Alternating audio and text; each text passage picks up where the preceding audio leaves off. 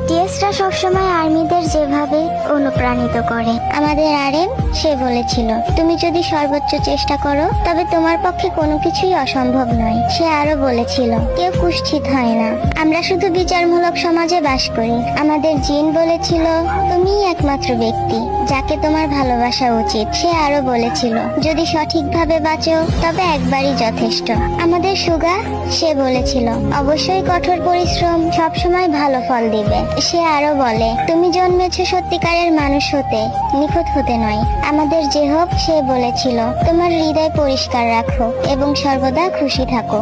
সে আরো বলে, ভয়ের উপর ভিত্তি করে কখনো সিদ্ধান্ত নিও না, সিদ্ধান্ত নাও আশঙ্কা ও সম্ভাবনার উপর ভিত্তি করে। আমাদের জিমিন সে বলে, সবার সাথে ভালো ব্যবহার করো, কিন্তু নিজের কথা কখনো ভুলে যেও না। সে আরো বলে, যে স্বপ্নটির পিছনে তুমি এতদিন ছুটে বেরিয়েছো সেটা তুমি কখনোই ছেড়ে দিও না। আমাদের গুড বয় ভি সে বলেছিল, নিজে গর্বিত না হওয়া পর্যন্ত থামবে না। সে আরো বলেছিল, ভুলে যাও কে তোমাকে কষ্ট দিয়েছে, কিন্তু সেই কষ্ট তোমাকে কি শিক্ষা দিয়েছে সেটা কখনোই ভুলে যেও না। আমাদের ছোট মেম্বার জংকুক সে বলেছিল, সফলতার ত্যাগ চাই এবং কঠোর পরিশ্রম তোমার ভাগ্য পরিবর্তন করতে পারে। আমাদের জংকুক আরো বলে, তুমি যদি দুঃখী না হও তবে কখনোই সুখের মর্ম বুঝবে না।